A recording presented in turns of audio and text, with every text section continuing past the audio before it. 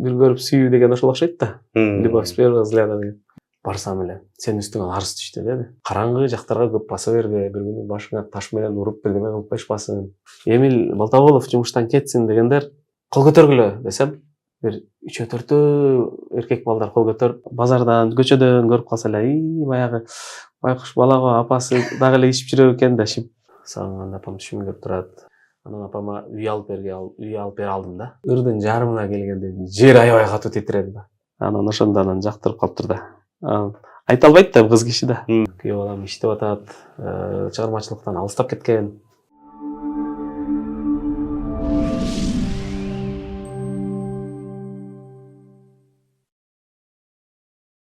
Арыбаңыз ардактуу Соло ТВнын көрүүчүсү, кезектеги маектестерге сунуштайбыз. Бүгүнкү менин маектешим маданияттын мыкты кызматкери, ырчы алып баруучу, учурда Жалал Абад облустук филармониясынын директору Эмил Балтабулов агайыбыз келип отурат. Ассалому алейкум агай, кош келиңиз. Алейкум ассалам. Сизди көргөнүбүзгө кубанычтабыз. Рахмат. Атайын мына ушул Манас шаарынан Бишкек шаарыбызга, борборубузга келип калган экенсиз. Убактыңызды бөлүп маекке келгениңизге алгач ыраазычылык. Рахмат. Анан негизи эле Бишкек шаарына көп келип турасыз. Бишкек шаарына иш-чаралар болгондо, коллегия болгондо, биздин министрликтин, Маданият, маалымат жана жаштар саясаты министрлигинин чакыруусу менен эмне иш-чара болсо келип турабыз. Эң жакшы. Негизи өзүңүздүн эле каалаган, убагында кыялданган нерселериңиз болдубу? Бардыгы ошолор ишке ашып келатабы? Же мындай жашоо өзү белек кылган нерселер да орун алдыбы ушул карьераңызда, чыгармачылыкта? Мен жалпылап алып караганымда кыялданган эле жолдо баратам десем болот. Убакыт келди. Өтүү керек. О банк жана О жаңы кардарлары үчүн. Дароо 200 гигабайт жана 200 сом алгыңыз келеби? Каалаган Остор дүкөнүнө кошулуп, кош бонусту алыңыз. Биз менен сизби? Досторуңузду чакырыңыз жана ар бир досуңуз үчүн 200 сомдон алыңыз. О банк жана О өтүүгө жана биз менен болууга эң ыңгайлуу учур. Мен кичинекей кезимде ырдайт элем, анан обон жазууга кыялданат элем. Өзүмдүн автордук ырым болсо деп кыялданат элем. Телевизордон ырчыларды ырдап атканын көрүп, ушул жерден мен да чыгат бекен деп кыялданат элем. Кийин жогорку окуу жайда окуп келген студенттерди көрүп, мен да студент болсом деп кыялданат элем. Андан кийин чоң фестивалдарды, республикалык деңгээлдеги, улуттар аралык, эл аралык деңгээлдеги фестивалдарды көрүп, биз да ошол нерселерге катышат бекенбиз деп кыялданат элем. Чет өлкөдөгү гастролдо жүргөн артисттерди көрүп, биз да чет өлкөнү аралап концерт коет бекенбиз деп кыялданат элем. Ошонун бардыгы Кудайга шүгүр ишке ашып келатат. Анан жетекчи деп калдыңыз. Ошол биз окуп жүргөн убакта Ош мамлекеттик университетинин искусство факультетинде окуп билим алдык да. 2004-жылы аяктадым. Ошого чейин өзүбүздүн окуу жайдын жетекчилерин, факультетибиздин деканын көрүп үлгү алып, анда да кыялданат элек, биз дагы жетекчи болот бекенбиз. Мисалы, Бектемир Мурзубраимов деген ректорубуз болгон. Ал кишинин ишмердүүлүгүн көрүп, баалап, Каныбек Исаков Абдубаситович кийин министрлик деңгээлге чейин чыкты. Аны көрүп, артынан жолулап, Ибрагим Жунусов Кожоназарович бизге декан болду, проректор болду. Аларды көрүп үлгү алат элек, биз дагы ушундай билим алып, илим алып, доцент болуп, профессор болуп, жетекчи болуп иштей алат бекенбиз деп кыялданат элек. Акырын Кудай тилегибизди берип келатат. Анан албетте дагы да эмне деп коет, генерал болууну эңсебеген Жокер эмес дегендей. Генерал болсак дейбиз, эми өзүбүздүн тармакта. Сиз өзүңүз айттыңыз го, азыр биз баягы ар бир тепкичи менен келе жатабыз депчи. Ошол эле учурда бизге баарыбызга эле тааныш бул жаатта ушул наамдар боюнча талаш тартыш, эл арасында пикир айтылып келет. жогоруда өзүңүз айткан жанагы этабы менен эмес аттап кеткендер бар. Ал керек эмес эле, анан ага азыр эрте берилип калды, кеч берилип калды дейт. Буларга сиздин көз карашыңыз кандай? Сиз ошол наам алган ырчылардын ичинде эле мындай өзүңүз көз карашыңыз менен мугалимдик дагы, ушул мекеменин жетекчиси катары дагы, ырчы катары дагы кээ бир ошол элдер сындап жаткан ырчыларга кандай баа берет элеңиз? Негизи арасында татыксызы барбы? Эрте болуп калды деген көз караш. Туура бул жерде кайсы учурда ошондой атаандаштык пайда болот, кайсы учурда ошондой таарынычтар пайда болот. Бул албетте жана салыштыра келгенде эмгекти баалабай калуу, мисалы биз кайсы бир учурда Кыргызстанды кыдырып гастроль кылганбыз да. Мен билем ушул Кыргызстанда мен көрбөгөн район бир эле Ат баш району калды. Калган райондордун бардыгын көрүп, бардыгына концерт берип, гастролдоп, ысык суукту көрүп, жайында аябай ысып, капкара болуп күйүп калып, ошентип жүрчүбүз, кышында суукта тоңурда ачыбыз. Ошентип жүргөндө Газарманда бир маданият үйүнүн башчысы ошондо айткан да. Ошентип эл аралап, тоолорду аралап, машинелин дөңгөлөктөрү жарылып, ошентип кыйналып жүргөн силер наам албайсыңар, шаардан чыкпай жүрүп аябай алып атышат. Сенен да жаш балдар алып атат деп ошону да айткан. Ошону эстесең, чын эле маданиятка салым кошуп, аябай кыдырыш керек, эл деле ошентип билет экен да, айтат экен да. Анан туура мен эч кимдин деле аттарын айткым келбейт, эч кимге деле нааразы эмесмин. Болгону биздин мекемеде, мисалы, театр оюн-зоок мекемелеринде иштеп жаткан көп жылдан бери ушул тармакка өзүнүн салымын кошуп келе жаткан аксакалдар бар да. Ошол аксакалдар ала элек, мисалы, ала электер көп. Наам ала электер ошолорду карап отуруп анан салыштырасың да. Анан кечээ күнү чыгып эле, анан студияга бир-эки ырын жаздырып алып эле алгандар албетте аларды таарынтат, өкүнтөт. Ошол учурда салыштырылып калат. Негизи ырчынын багын бир ыр ачып коет дейт го. Сиздин мына ушул ырлардын бири Ичпеч апа болду. Азыркы күнгө чейин ушинтип тааныгандар бар болуш керек. Биз дагы ушинтип тааныдык. Анан ушул атактуулук боюнча сүйлөшүп эле анан ушул ырыңызга токтололчу. Анткени бизде чындап эле ошол кезде баягы газеталардан окуп жүрүп бул ырчынын апасы ушундай экен, мындай экен деген нерсе менен калып калганбыз да. Бүгүн билбейм убакыттын өтүшү менен келип кайра сизден сураганга мүмкүнчүлүктөр болду. Негизи эле ошол ырдын жаралуу тарыхы. Алып качма ушундай кептер чындыкпы негизи? Ичпечи апа деген чыгарма туура азырга чейин мен мындай аброюмду көтөрүп турат. Кайсы жерде болбосун. Ошол ырым менен таанып турушат. Ичпеч апанын ырдаган балагы деп. Анан негизи ага чейин деле көп ырдадым. Андан кийин деле көп ырдап кайтам. Сиз айткандай бир чыгарма ошол бренд болуп берет экен. Анын артында, Ичпеч апанын артында Я Расулаллах чыгармасы бар. Анын дагы жанында жүргөн чыгармаларым бар. Канат бутак болгон балдарымдын апасы, Тарымба садагасы деп ырдап жүрөм. Кыздарым кичинекей кезинде Аминам, Мадинам деп кыздарыма арналган ырларым бар. Кыздарым бир аз чоңойгондон кийин алар менен чогуу ырдап калдык. Ассаламу алейкум, ва алейкум ассалам деп. Негизи ошентип бирин-бири ырларым бирин-бири ээрчитип жетелеп дегендей келатат. Ошолордун башында Ичпеч апа турат баары бир. Бирок бул ыр сиздин жеке жашооңузга тиешеси жок. Жок. Такыр тиешеси жок. Ким сунуштады эле муну негизи? Бул мындай болгон. Чын эле кээ бирөөлөр апаң ичип кеткенби, аябай жаман болгон турбайбы?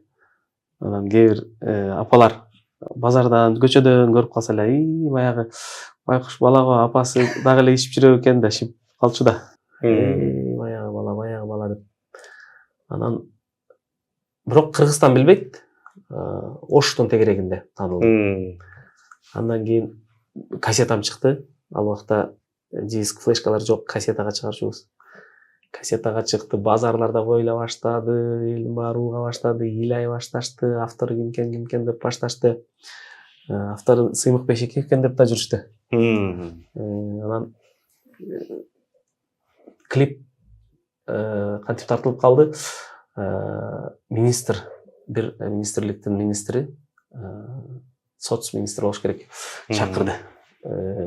Кассетадан угуп калып, ушул баланы тапкыла дептир. Анан мени табышты, самолет менен алдырышты. Келгенден кийин таанышып, Оштон Бишкекке алдырды. Оштон бияка алдыртып, анан клип тартып берели, канча кетет деп калды. Анан билбейм, эми КТРКнын балдары менен сүйлөшүп керек десем, өзү сүйлөштү, директор менен сүйлөшүп, болду, балдар даяр деди. Тыйынын мен берип коем, силер тарткыла клипти деди. Клипти министр тартып берген, Анан ошол министр каржылаган. Таалай Таткулов деген министр өтүп кетти азыр.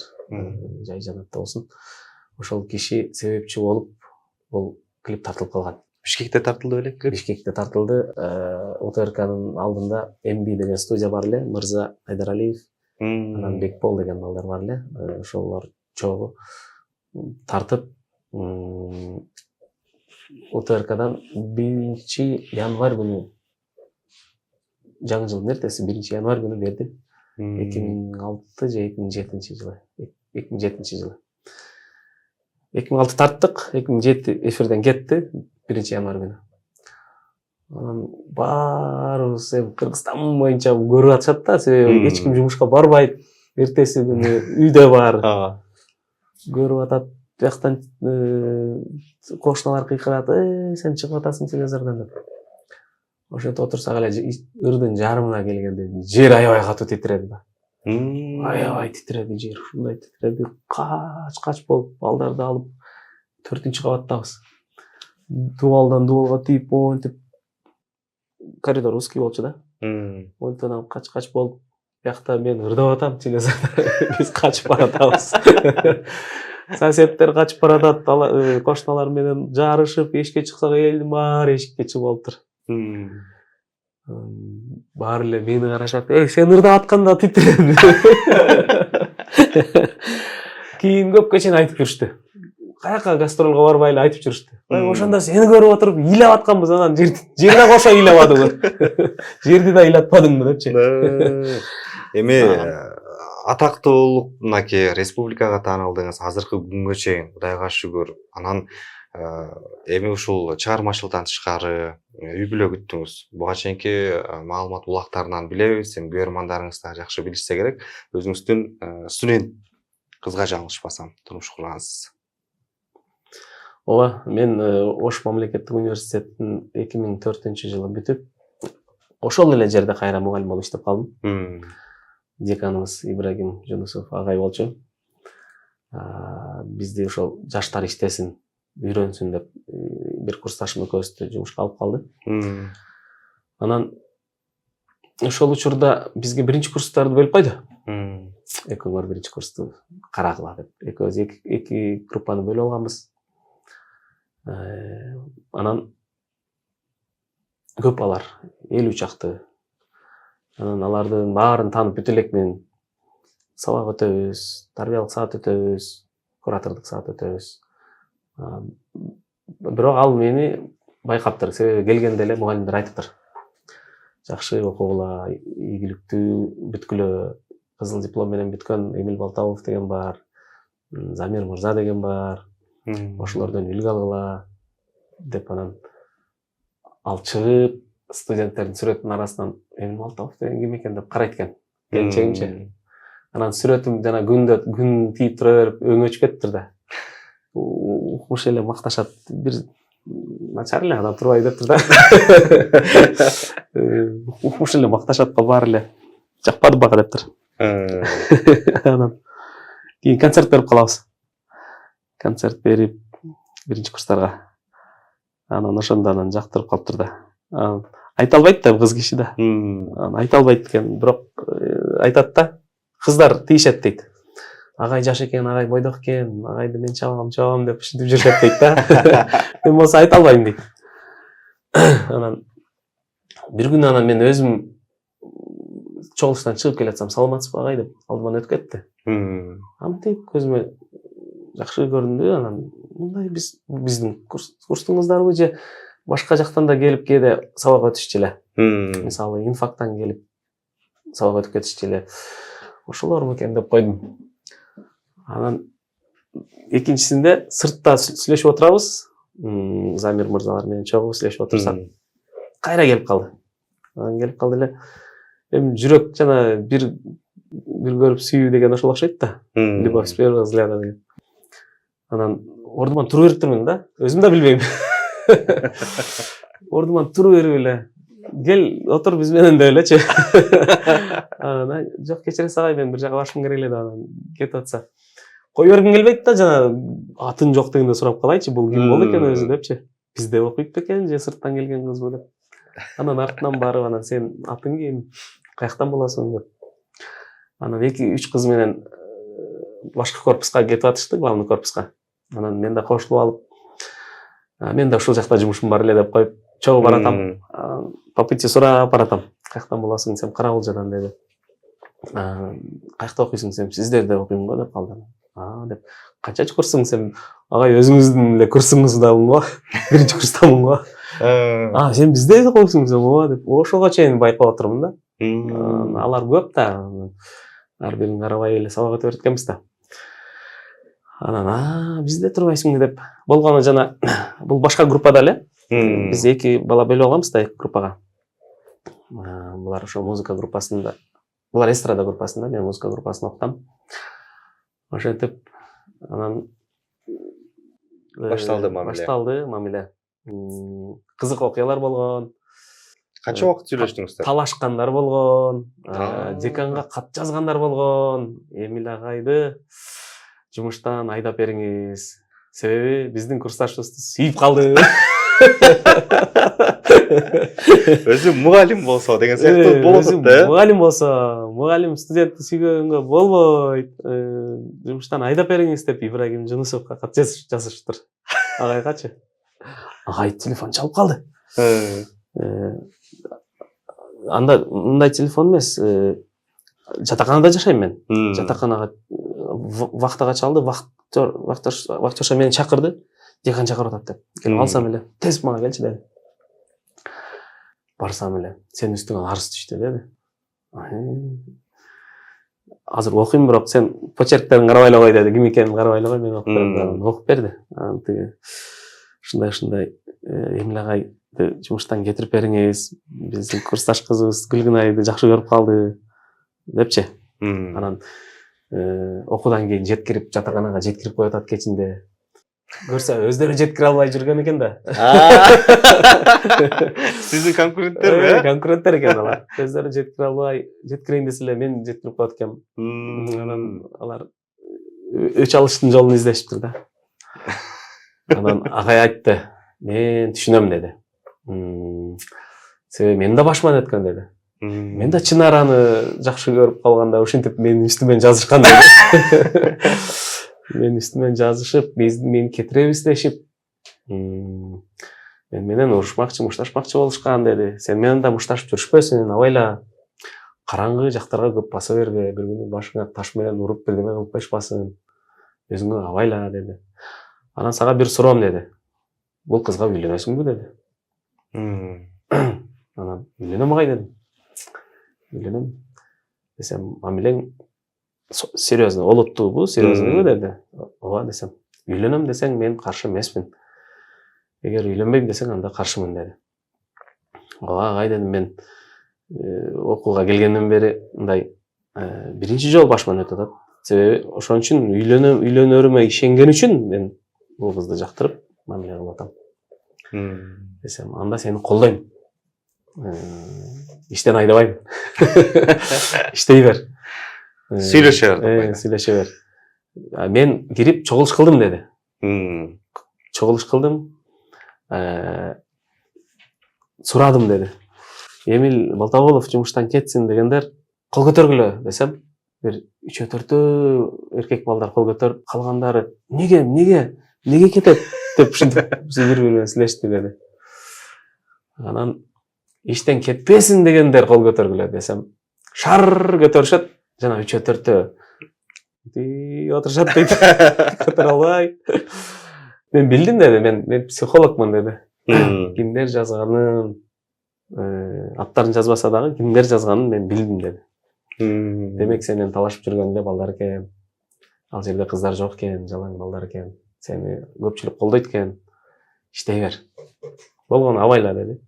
Абайлап жүр, анан буюрса тойго чакырасыңар деди. Анан ошентип үйлөнүп калдык. Тапта Ибрагим Журузов сиздин өкүл атаңыз. Ооба. Анан кийин биз үйлөнүү тойдун күнүн койгондо эле айттык, анан бизге өкүлөп болуп бериңиз. Башында өзүңүз колдодуңуз эле, аягына чейин колдоп бериңиз деп. Көп убакыт сүйлөшүү болдубу же мына кыска эле убакытта сүйлөшүп үйлөнүп алдыңыздарбы? Биз ошол тапшырган жылы 2004-жылы тапшырышты булар. Биз ошол жылы иштеп баштадык, булар тапшырды. 2005 үйлөндүк. Орто жаш айырмачылык канча? Экөөбүздүн ортобузда 5 жаш. Студент агай десе аябай чоң элестип кетет экенсиң. Мен ошондо 5-курсту бүткөм. Ал 1-курска келди. 5 жаш айырма. Анан айылдагылар угуп дагы агай десе чоң кишини элестетишиптир да. Деп аябай жаман болушуптур. Анан концерт коюп барып калдык. Алардын айылына. Мен ошондой концертти жаңы баштаган кезим, үйлөнө электе эле бири-бирибиздин туугандарыбыз менен бир таанышып коелу деп чаткала концерт коюп бардык. Ал жакта Жеңишбек Айтиев алып баруучу, келечектеги келиңер деп тааныштырат. Ал болсо уялып айтпаңыз. Анан Караколжага бардык. Күйөө болоңар деп тааныштырат. Анан дешип Гүлгүн айга суктанып жүргөн жигиттер аятта алдырып турубуз да деп. Анан эле той болду. Ошентип таанышканбыз. Ага чейин эле ошо бири-бирибиз менен концерттен кийин үйлөрүбүзгө конок барабыз да. Кайната кайненем бизди сыйлап атат, мейман кылып атат. Мен отурам, ушул үйгө күйөө болот экен да депчи. Анан алар деле сезди.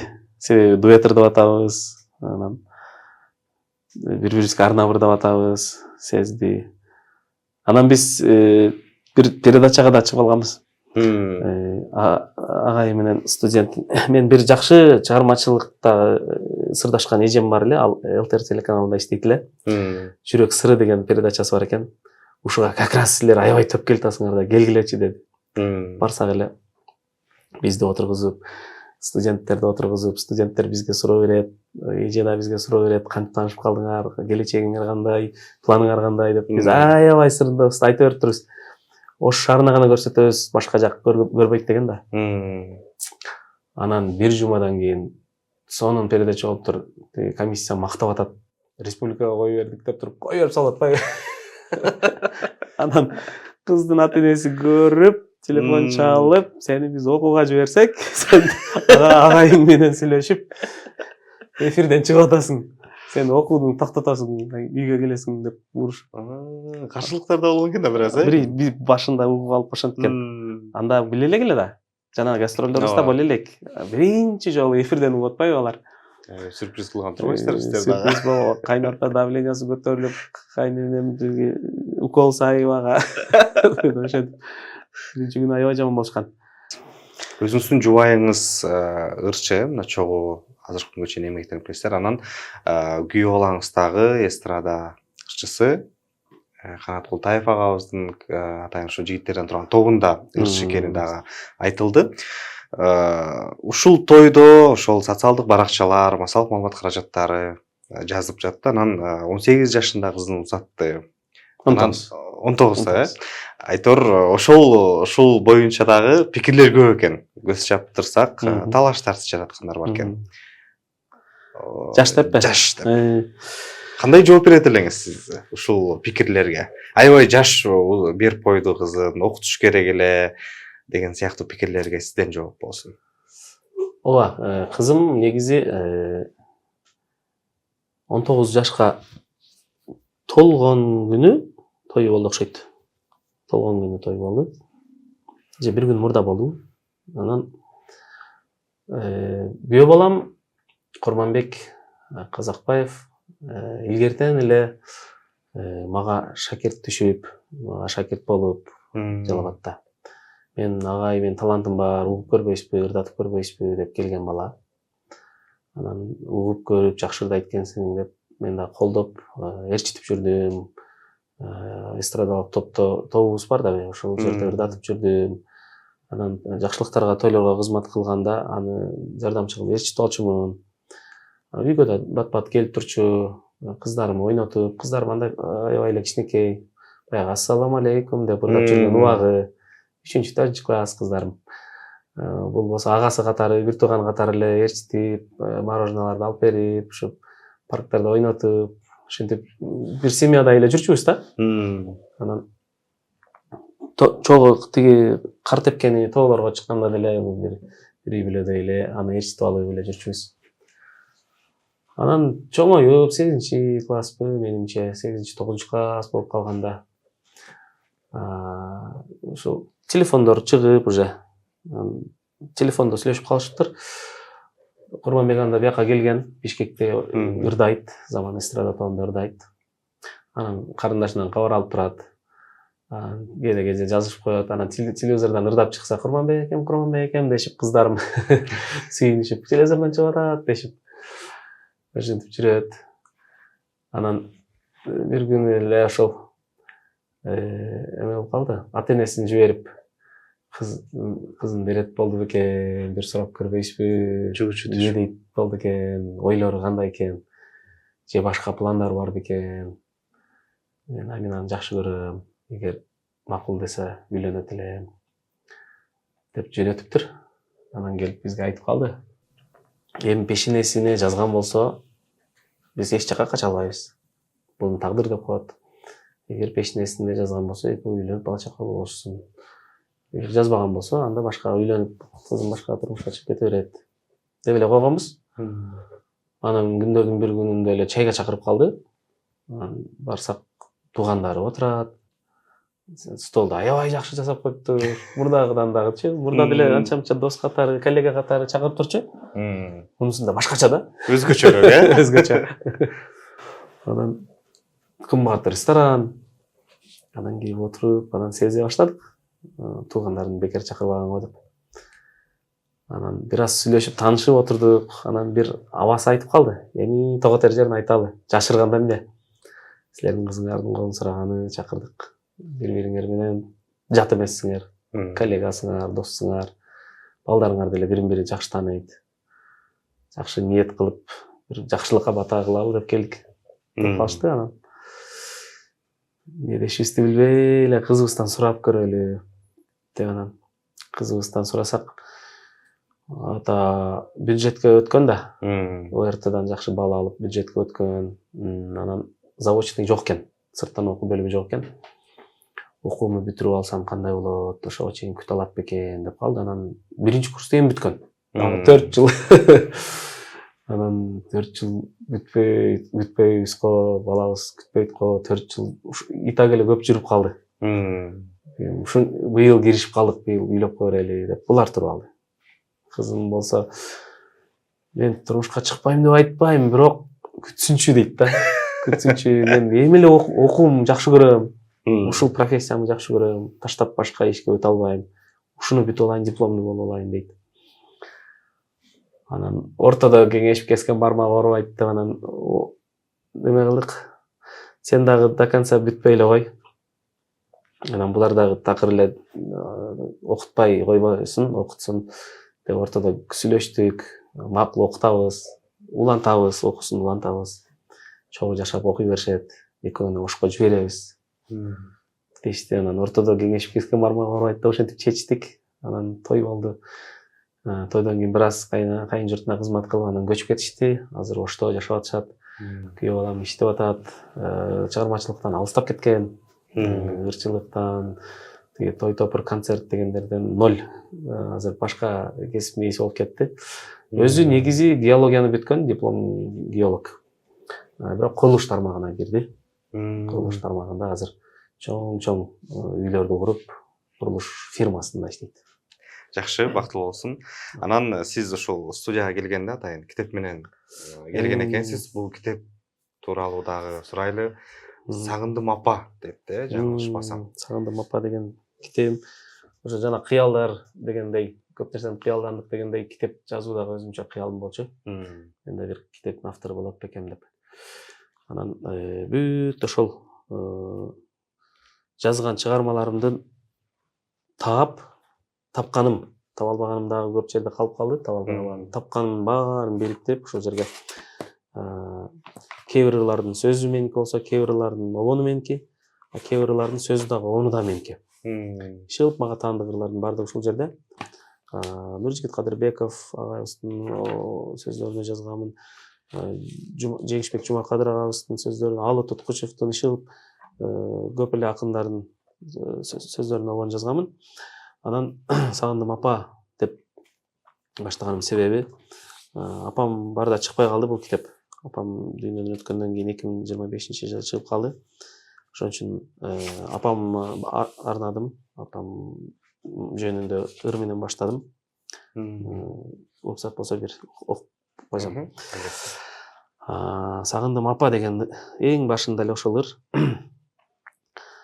Телмирип тиктеп олтурам, кабырдан албай көзүмдү. 2 жыл өтүп баратат, сагындым апа өзүңдү. Ким ойлоптур тагдырды, кыямат башка салат деп. Айыкпас дартты ашырып, апакем ооруп калат деп.